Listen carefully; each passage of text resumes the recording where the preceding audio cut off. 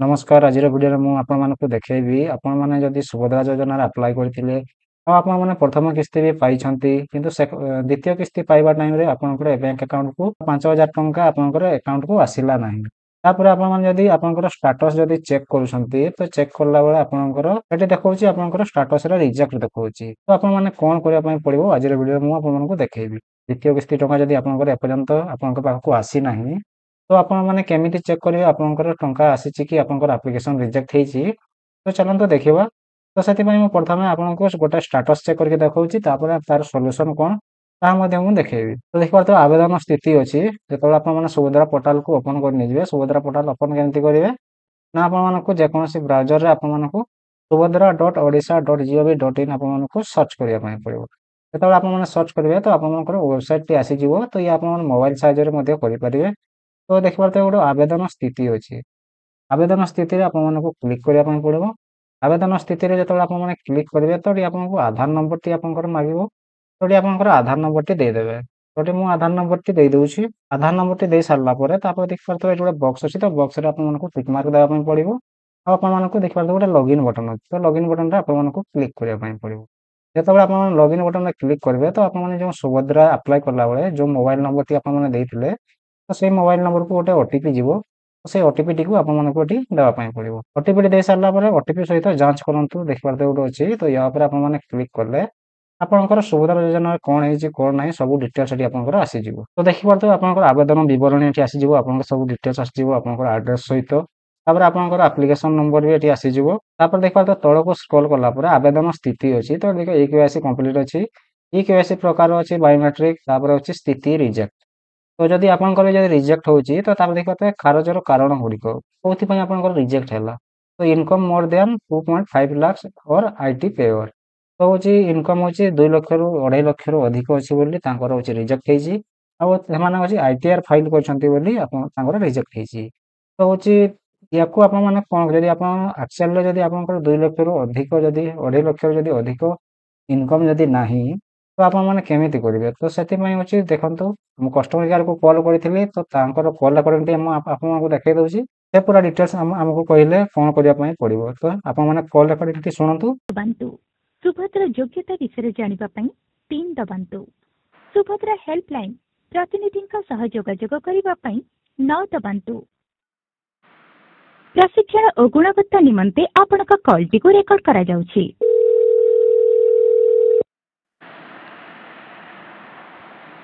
नमस्कार सुभद्रा हेल्पलाइन को आपको स्वागत सूचना समित प्रश्न टी कहतु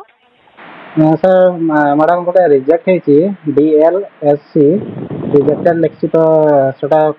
मान तार माने कोन सेटा आगे सर डीएलएस एमएलएस चुके एटा आपनकर डिस्ट्रिक्ट लेवल किबा म्युनिसिपलिटी लेवल फॉर्म टी रिजेक्ट हेतिबा क्या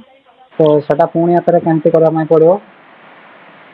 सर आपनकर एप्लीकेशन नंबर टी दियंतु हम आपनकर स्टेटस चेक करके जणाउछु एप्लीकेशन नंबर टी अछि एसयू आज्ञा धन्यवाद आपनकर नंबर टी देथिबार किछि समय लाइन रे सहयोग करंतु हम स्टेटस चेक करके जणाउछु आपनको आज्ञा धन्यवाद सर लाइन रे सहयोग करथिबार सुभद्रा फॉर्म टी गणेश की चेक करके मैं देखि पारुछि आपन फॉर्म टी सर डीएलएस के एमएलएस तरफ रिजेक्ट हेछि आपनकर एटा पंचायत लेवल ना कॉर्पोरेट जो आपनकर म्युनिसिपलिटी आपनकर एटा पंचायत ना म्युनिसिपलिटी म्युनिसिपलिटी जाउछि आज्ञा तो ताले एटा आपनकर म्युनिसिपलिटी लेवल फॉर्म रिजेक्ट हेछि सर आपण कॉर्पोरेट ऑफिस बा म्युनिसिपलिटी ऑफिस को जाके जोगाजोग करंतो से माने आपनको जणाई देबे आपनकर फॉर्म टी कोथिबा रिजेक्ट हेछि आज्ञा आपनको रीजन से जणैला परे जदि आपनकर ताहा सठिक रीजन हे नथिबो ताले आपण सुभद्रा वेबसाइट रे कंप्लेंट दे परिबे आज्ञा तो आ गोटे अछि जोडा हमर होछि आईटी फाइल 2.5 लाख जोडा रिजेक्ट हेछि सेगुडा को कोन करबा पड़ियो तांकर एप्लीकेशन नंबर टी दियंतु हम स्टेटस चेक करला पर जानु जाग्या एप्लीकेशन नंबर तो नहीं तो तांकर स्टेटस चेक कला वाला होची आईटी रिटर्न 2.5 लाख होची पई रिजेक्ट हेची बोली अछि किंतु तांकर इनकम सेतिके न हो तो ताको माने करेक्शन करिया पई कोन करिया पई पड़ो से मान का से जोगाजोग करिया पई पड़ो कि केनती करिया पई पड़ो ଯଦି ଆପଣଙ୍କ କହିବା ଅନୁସାରେ ଯଦି ତାଙ୍କର 2.5 ଲକ୍ଷରୁ ଅଧିକ ଇନକମ୍ ବା ଇନକମ୍ ଟ୍ୟାକ୍ସ ପେ କରୁଛନ୍ତି ବୋଲି ଯେ ରିଜେକ୍ଟ ହେଇଛି ବୋଲି କହୁଛନ୍ତି, ଆଜ୍ଞା ତ ତାଙ୍କର ଆଜ୍ଞା ତାଙ୍କ ପରିବାରରେ 2.5 ଲକ୍ଷରୁ ଅଧିକ ଇନକମ୍ ରହୁଛି କି ବା ଇନକମ୍ ଟ୍ୟାକ୍ସ ତାଙ୍କ ପରିବାରରେ କିଏ ଦେଉଛନ୍ତି କି?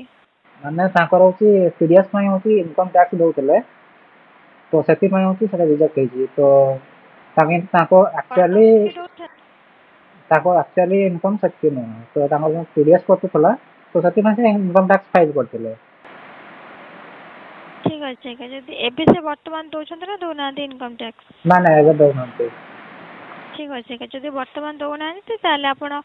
ସୁଭଦ୍ରା ୱେବସାଇଟ୍ରେ କମ୍ପ୍ଲେଣ୍ଟ ଦେବେ। ସୁଭଦ୍ରା ୱେବସାଇଟ୍ ଓପନ୍ କରିବେ ନିଜ ଫୋନ୍ରେ, ଆଜ୍ଞା ଆଧାର ନମ୍ବର OTP ଦେବେ, ଅଭିଯୋଗ ଅପସନ୍କୁ ଯାଇକି କମ୍ପ୍ଲେଣ୍ଟ ଲେଖିବେ। ସେଥିରେ ତାପରେ ଆପଣଙ୍କର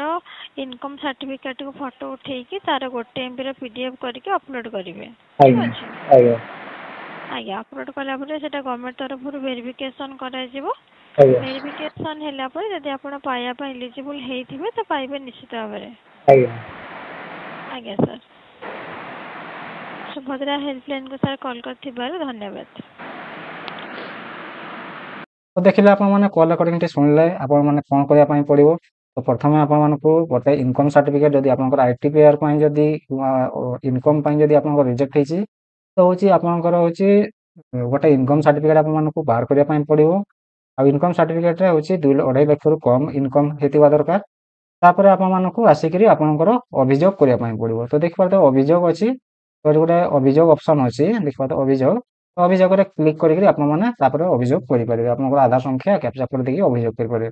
ତ ଇଏ ତ ଥିଲା ଆଜିକା ଗୋଟେ ଛୋଟ ଇନଫର୍ମେସନ୍ ଭିଡ଼ିଓ। ନେକ୍ସଟ ଭିଡ଼ିଓ ଆସିବ କେମିତି ଆପଣମାନେ ଅଭିଯୋଗ କରିପାରିବେ ତାର